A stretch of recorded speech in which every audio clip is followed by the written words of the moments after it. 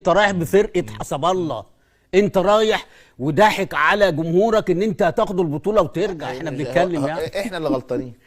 انت طبعا النادي الاهلي احنا غلطان. اللي انا هقول لك على حاجه احنا اللي غلطانين عشان كابتن رضا قال الكلمتين دول. لا والله انت ما استعدتش كويس. بص يا كابتن رضا، معروف ان هو راجل بيقول كلمه الحق في وش اي حد، ما بيخافش. بس انا عندي سؤال بس للكابتن محمد فاروق، هو انت كابتن بتضحك على ايه؟ يعني انت بتضحك على ايه؟ على ايه الخيب؟ يعني على الخيبه مثلا؟ على الخيبه بتضحك على ايه؟ ايوه يا كابتن انتوا الغلطانين. ايوه الاداء المقرف او انك تطلع رابع في الاخر، ايوه انت الغلطان طبعا بعد ما تعمل الهيلمان ده كله وفي الاخر تطلع كده، طبعا غلطان. انت بتضحك على ايه؟ انت رايح بفرقه حسب الله، انت رايح وضاحك على جمهورك ان انت هتاخدوا البطوله وترجع. لا ما فيش يا كابتن، احنا متفقين ان اي حد عارف ان البطوله صعبه. كان كلامك كده قبل البطوله؟ لا انا ما قلتلكش انت اتصدمت وانا اتصدمت وجماهير الاهلي اتصدمت. لا اسمع البطوله دي صعبه بس عشان لا هو انا بقول لك تاخد احنا قلنا نروح لاحسن مكان في البطوله، معاك مجموعه الى حد ما تقدر تتعامل معاها.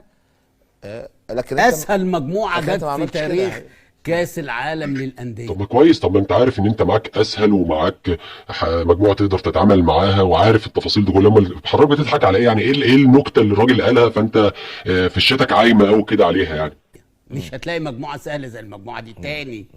مش هتلاقي فرق زي دي تاني، لان البطوله اللي جايه هيبقى فيها تركيز وترتيب أكتر. الماتشات كانت كويسه تقريبا برضه. الترتيب بتاع الماتشات كان يساعد، يعني في ترتيب ماتشات الاهلي في اللعب مع انتر ميامي. طبعا كنت لازم تكسب الماتش الاولاني. بالميراس. انت عارف لو كسبت الماتش الاولاني بورتو لو كسبت الماتش الاولاني ما كنتش هتخسر الماتش الثاني. كان هيديك قوه ان انت ما تخسرش. والماتش الثالث كنت حتى يا عم خسرت الماتش الثاني تكسب ماتشين. بس برضه ميسي ما عملش حاجه في الماتش بتاع الاهلي. مين؟ ميسي برضه ما عملش حاجه في الماتش بتاع الاهلي. لا انت معاك حق، ميسي ما عملش حاجه لانه لعيب تعبان طبعا، مش بامكانيات كابتن بيزو ولا كابتن تريزيجيه ولا مش ميسي. ايه يا عم؟ ايه ميسي انت بتتكلم فيه ده؟ ما عملش حاجه فعلا. ازاي يا عم؟ عمل ايه طيب؟ قول لي. الكره اللي طلعها على الشناوي وكان ظهره طقطق. كابتن انت هتكلمني على كوره برضه يعني فيها نسبه شك ان هو مش يعني رافعها. لا رافعها، ما احنا اتكلمنا فيها وانت زعلت.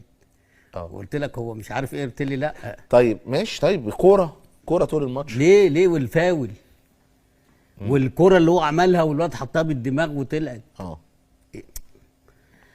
بص يا كابتن رضا، انت بتشرح له ايه؟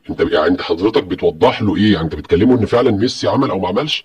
انت بتكلم يعني كابتن فاروق في عمل وما عملش؟ يا عم دي ناس بتقول لك هنتعاقد مع مبابي في كاس العالم اللي جاي، وكريستيانو كان هيلعب معانا المره دي واحسن رابع ومش عارف وباداء مشرف. فاروق